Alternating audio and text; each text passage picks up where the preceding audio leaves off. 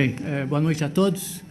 Nós vamos então hoje dar continuidade falando do Aristóteles, né? Nossa tarefa aqui era falar do Platão e do Aristóteles. Então hoje nós vamos falar um pouco do Aristóteles e para isso vamos utilizar bastante o que nós vimos a semana passada, porque o Aristóteles é um discípulo de Platão, não é? O Aristóteles viveu numa época em que a democracia ateniense já estava bastante comprometida. Com Platão ela já estava assim, mas com Aristóteles ainda mais.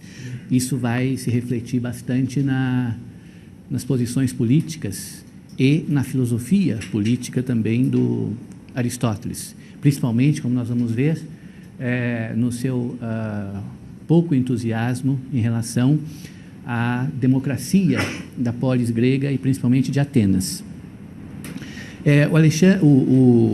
O Aristóteles, ele viveu uma época bastante negativa para a Grécia e, de maneira geral, para a cultura grega e principalmente para a vida política.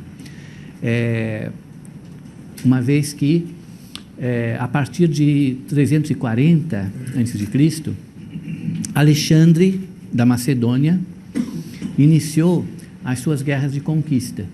É engraçado porque Aristóteles, em um determinado momento da sua vida, ele foi preceptor do Alexandre Magno. A Macedônia, um reino vizinho das cidades gregas, em um determinado momento da sua vida, o Aristóteles foi chamado pelo pai do Alexandre, que então era um garoto ainda, não é? Para ser o preceptor. Naquele tempo significava o educador, não é? Da criança ou do adolescente. O que o Aristóteles fez durante algum tempo, né? E depois, então, Alexandre se tornou o grande imperador, o grande conquistador, que veio, inclusive, a dominar as cidades gregas, ainda em vida do Aristóteles. Isso teve consequências bastante drásticas para a política e a cultura grega, que nós não precisamos ver aqui com detalhes. Mas, como eu disse, o que nós podemos utilizar bastante aquilo que vimos na aula passada sobre Platão.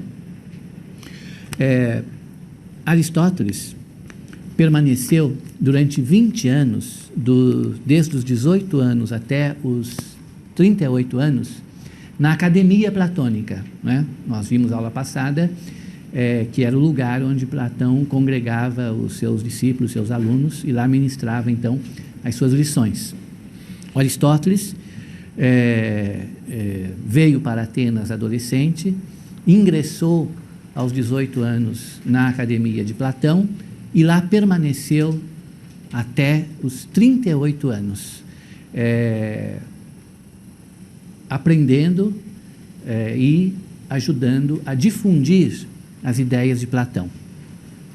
A partir desse momento, ele, por razões de política interna, não é, da escola, se afastou e foi difundir as suas ideias em outras cidades. Posteriormente voltou para Atenas e abriu a sua própria escola, que se chamou o Liceu, né, e que era uma espécie de escola concorrente, né, da Academia Platônica, ou veio a se tornar isso. É claro, então, que, tendo passado 20 anos como discípulo e colaborador de Platão, a filosofia platônica tem uma influência muito grande sobre Aristóteles. Ao mesmo tempo, nós vamos verificar também que a maior parte desses 20 anos que Aristóteles passou na escola de Platão serviu também para amadurecer as suas próprias ideias, de tal modo que isso é uma espécie de jogo ou de relação muito particular que costuma acontecer, ou acontecia muito, né, nas escolas antigas de filosofia, né? O aprendizado junto a um outro filósofo de uma outra geração é também, ao mesmo tempo, o amadurecimento das ideias originais daquele que está aprendendo. E foi o que aconteceu com Aristóteles, na medida em que ele vai desenvolver uma filosofia que, por muitos aspectos, e dos mais importantes, é muito diferente daquele que foi o seu mestre. Mas para começar com aquilo que eles têm em comum, nós podemos, já de início, lembrar algo que nós vimos na aula passada acerca de Platão. O que é que caracteriza a filosofia de Platão? Nós vimos, é o que se pode chamar de dualismo. A separação entre o sensível e o inteligível. Nós vimos que essa separação entre o mundo sensível e o mundo inteligível, ou o mundo das aparências e o mundo das essências ou das ideias, em Platão, era uma solução para o que nós chamamos também de problema de Parmênides, ou seja, aquela constante passagem do ser ao não ser que constitui a mudança. Algo é, depois deixa de ser daquela maneira, passa a ser de outra, enfim, as mudanças, as transformações do mundo sensível que fizeram com que Parmênides, um filósofo pré-socrático, viesse a manifestar essa opinião. A realidade, tal como nós a vemos na nossa experiência imediata, é uma passagem do ser ao não ser, o que é um absurdo, uma vez que essa passagem não deveria haver, porque seria mesmo a passagem do ser ao nada. Então, há algo na realidade, tal como nós a experienciamos imediatamente, que é contraditório. E essa contradição tem que ser resolvida de alguma maneira. Platão a resolveu, separando esse mundo das aparências, que é contraditório, que é incompleto, que é, por vezes, absurdo, né, do mundo das ideias, onde residia, então, a verdade e as essências. Ele instaurou, portanto, em filosofia, o que nós chamamos de dualismo. Ora, Aristóteles parte do mesmo problema, que era o problema de toda a filosofia grega, desde a pré-socrática. Como explicar a mudança, como remetê-la a um elemento estável, como compreender a instabilidade, remetendo-a a um princípio de estabilidade necessário para dar a razão de ser das mudanças e do mundo tal como nós o vemos imediatamente. Aristóteles, tocado por esse problema de Parmênides, tal como Platão, vai encaminhar uma solução que, na sua estrutura formal, nós podemos considerá-la como muito parecida com a de Platão. Por quê? Porque o Aristóteles vai instituir também um dualismo, ou seja, essa separação entre o sensível e o inteligível aparece também para o Aristóteles como a solução mais adequada para esse problema. Porque, na verdade, só o dualismo, pelo menos na visão dessa filosofia clássica grega, é que permite que nós possamos dar a razão de ser das mudanças, ou seja, compreender como e por que o nosso mundo é tão instável, tão mutável. Isso só pode ser feito remetendo essa mudança ao ser, na sua acepção mais estável, portanto, na acepção de eternidade e de imutabilidade. Nós vimos também que o que caracteriza o dualismo de Platão é algo que nós chamamos de transcendência.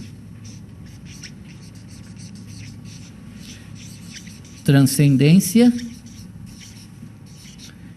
significa que o mundo da verdade, que é esse mundo das essências ou das ideias, situa-se numa posição mais elevada, acima e completamente separado do mundo das mudanças, do mundo da instabilidade. De tal forma que passar da existência instável à essência absolutamente estável e imutável é elevar-se né? E, portanto, essa elevação é um movimento de transcender, de transcendência, uma vez que nós nos encaminhamos para um lugar, por assim dizer, uma dimensão mais elevada do que aquela em que habitualmente estamos. E, já que o mundo das ideias é algo que está acima do mundo sensível, esse mundo das ideias é, então, para Platão, um mundo transcendente. O dualismo, portanto, em Platão, ele caracteriza-se por essa transcendência do mundo da verdade em relação ao mundo das aparências. Ora, Aristóteles adotará também o dualismo, mas já aí há uma modificação no que ele faz no pensamento do seu mestre Platão. Ele adota o dualismo, mas não o concebe na forma da transcendência, ou seja, ele acha que não há necessidade de dividir em dois mundos, fazendo com que, no mundo transcendente ou das ideias, resida a verdade, a realidade em si mesma, e no mundo das essências, no mundo das aparências, resida a mudança e tudo aquilo que nós experienciamos de instabilidade. Por quê? Porque ele acha que a duplicação desse mundo, que se nos apresenta tão contraditório, não é propriamente uma solução. É mais uma fuga da realidade sensível do que propriamente uma solução. Então, além do que, eu posso encontrar nesse mundo inteligível, que eu penso existir para resolver o problema do mundo sensível, problemas análogos àquele que eu encontro no mundo sensível. Porque eu estou instituindo uma outra realidade. E essa outra realidade, apesar de ser uma realidade constituída por essências, por seres totalmente estáveis, ela também terá os seus problemas. E o primeiro deles, Aristóteles localiza, é justamente a relação que se pode estabelecer entre esses dois mundos, a realidade sensível e a realidade intelectual, realidade inteligível. Essa relação, Aristóteles considera que, se nós a aprofundarmos, se nós a examinarmos de uma maneira que vai além daquilo que Platão enunciou, que Aristóteles considera que não foi propriamente um exame de todas as dificuldades, ele considera que, se nós aprofundarmos isso, nós chegaremos em aporias, ou seja, em dificuldades insolúveis, o que faz então com que a instituição do mundo inteligível deixe de ser uma solução, passe a ser mais um problema, né, para o conhecimento filosófico. Veja, por exemplo, para cada ser sensível, para cada objeto sensível, cada coisa, há que haver, no mundo das ideias, um protótipo, um arquétipo, ou aquilo que é a essência deste objeto sensível e lhe confere realidade. Suponhamos que alguém crie um determinado objeto, fabrique um determinado objeto que não existia antes dele inventá-lo. Eu devo supor, então, que esses arquétipos eternos também seguirão esse mesmo ritmo? Quer dizer, aparecerá no céu das ideias um arquétipo, um modelo deste objeto que não existia e que eu acabo de fabricar ou de inventar? Mas isso é contraditório, porque os arquétipos são eternos, os arquétipos são imutáveis. Então, eles não podem surgir ou desaparecer. Além do mais, se nós queremos aprofundar de forma e chegarmos mesmo a uma radicalidade dessa relação entre sensível e inteligível, eu devo considerar que todas as coisas do mundo sensível estão em constante transformação e que elas não são iguais em dois momentos do tempo. Consequentemente, se elas são diferentes, e muitas vezes completamente diferentes, será que a isso também corresponde diferentes essências, diferentes arquétipos lá nesse mundo das ideias, nesse mundo das realidades?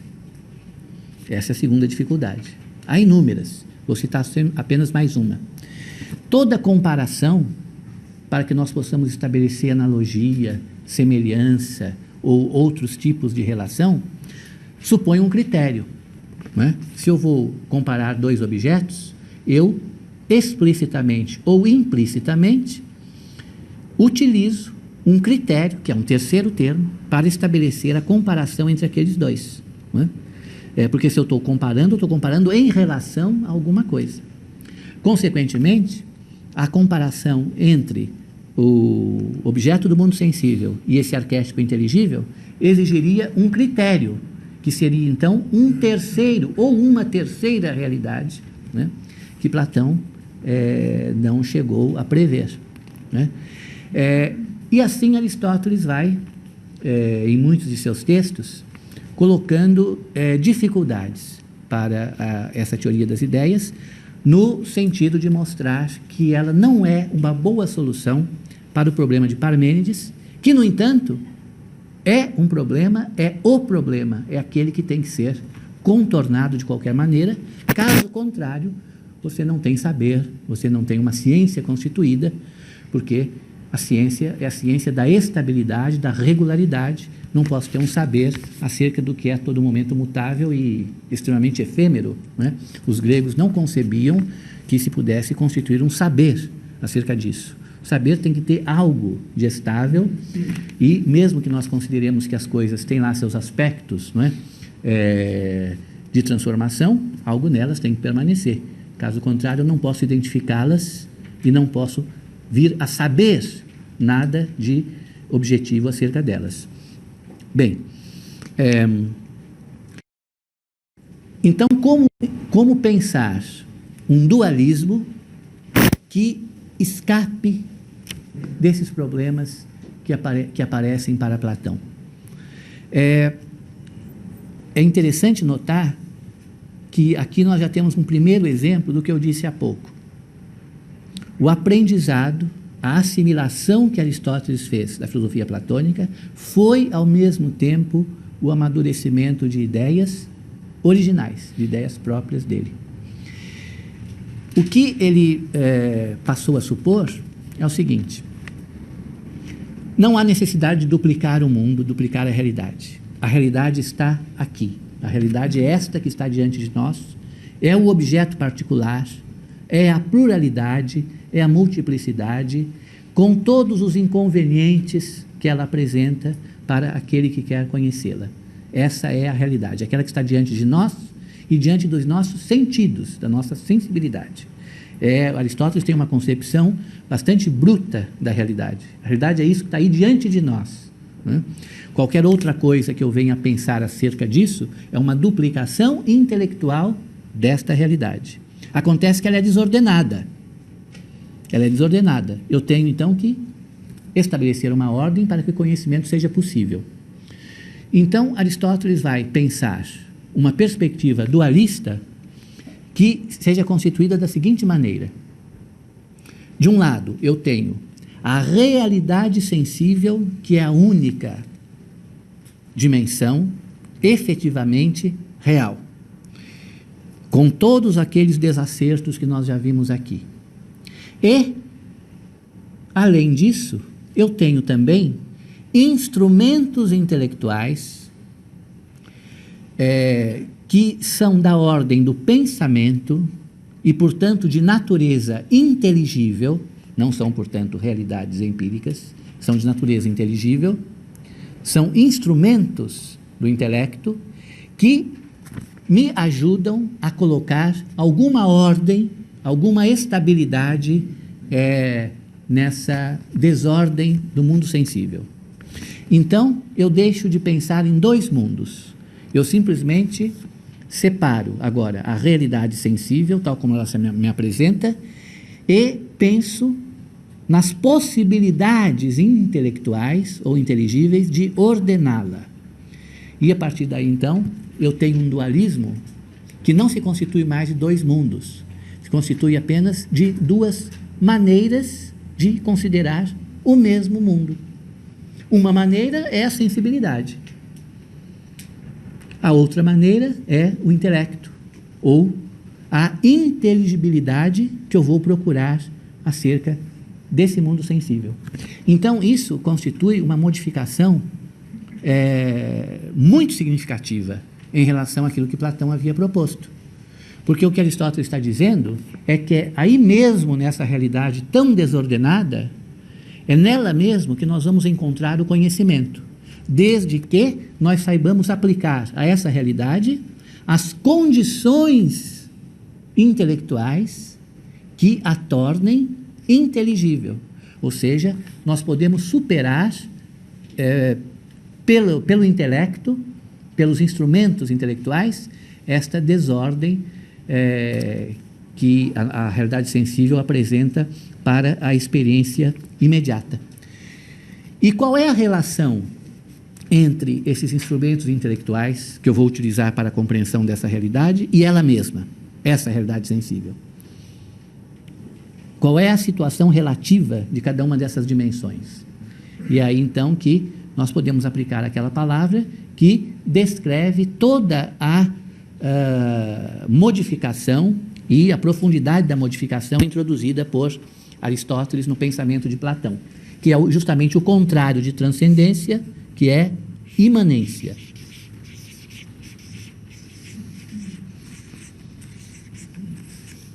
Quando eu digo que uma coisa é imanente à outra, eu quero significar que as duas estão juntas, embora sejam diferentes.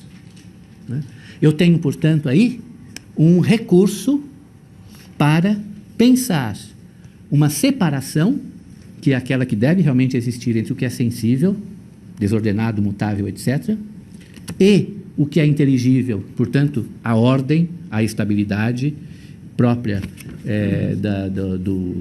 da esfera do inteligível. Eu tenho um recurso para pensar essa separação, mas, ao mesmo tempo, eu penso essa separação como não sendo dois mundos, nem duas dimensões completamente opostas entre si. Elas simplesmente estão juntas, imanentes. É como nós pensamos hoje. O Aristóteles é aquele que inventou, praticamente, a nossa maneira de pensar, ao inventar essa relação, que é ao mesmo tempo uma separação, entre a lógica e a realidade.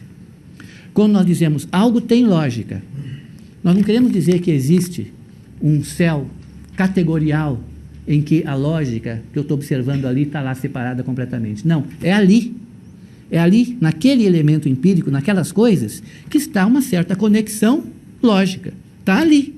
Agora, é evidente que não está nessa cadeira, nessa simetria puramente material. Está em algo que eu posso notar na realidade, além da pura materialidade, além do puro objeto sensível. No entanto, para notar esse elemento inteligível, que me faz conhecer a ordem do mundo sensível, eu não preciso apelar para uma outra dimensão transcendente. Por quê? Porque essa maneira de pensar, essas formas intelectuais de compreender as coisas, elas são imanentes às próprias coisas. Eu as aplico, elas estão sempre junto do sensível que elas têm como missão ordenar. Então, a primeira lição que nós temos que aprender com Aristóteles é essa. Ele parte do mesmo problema que Platão e dá uma solução que é estruturalmente análoga, o dualismo. Só que esse dualismo, então, assume essa figura da imanência, quer dizer, a inteligibilidade, os elementos inteligíveis estão junto aos elementos sensíveis. Eu não preciso, portanto, constituir dois mundos, mas continuo sendo dualista.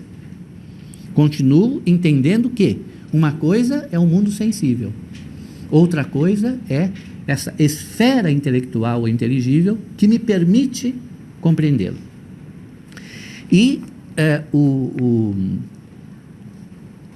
Aristóteles dá várias justificativas para essa sua solução, e uma delas é uma referência que ele faz a Sócrates, uma referência que tem plausibilidade na medida em que nós podemos supor que o mundo das ideias esse dualismo consistente numa separação entre dois mundos teria sido mesmo algo de Platão, uma invenção de Platão, não algo que já estaria em Sócrates, que, no entanto, procurava o quê?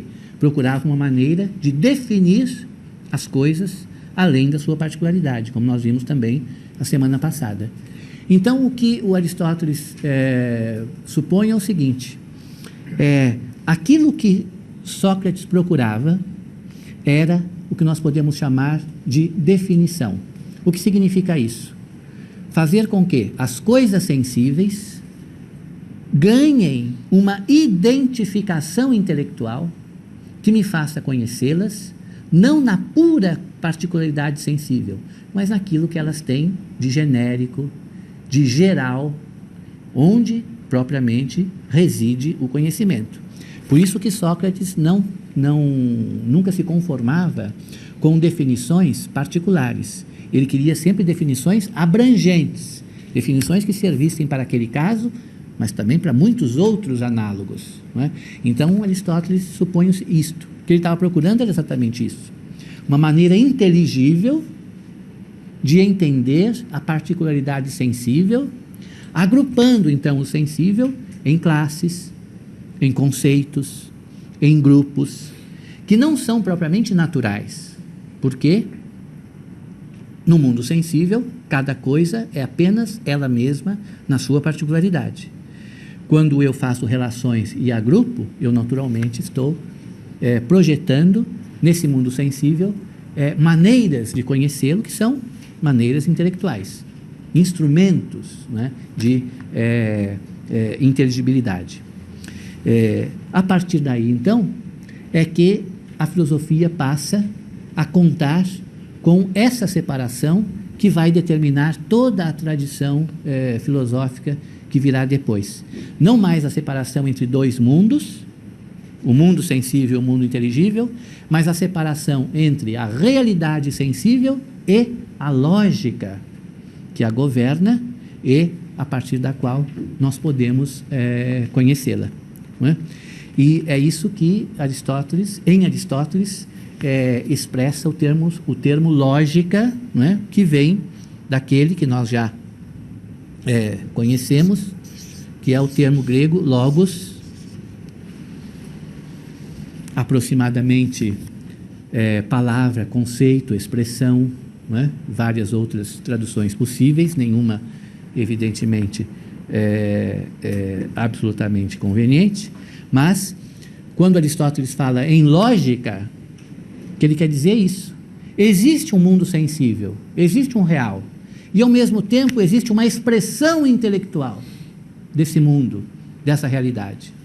E essa expressão intelectual, o que ela é? É o logos, ou seja, a lógica, né, que permite, então, todas as definições, todos os agrupamentos, todas as classificações, né, que eu posso fazer e que me ajudam, então, a conhecer a realidade. Por quê? Porque conferem a essa realidade sensível uma ordem que ela não apresenta na experiência mais imediata que eu faço dela.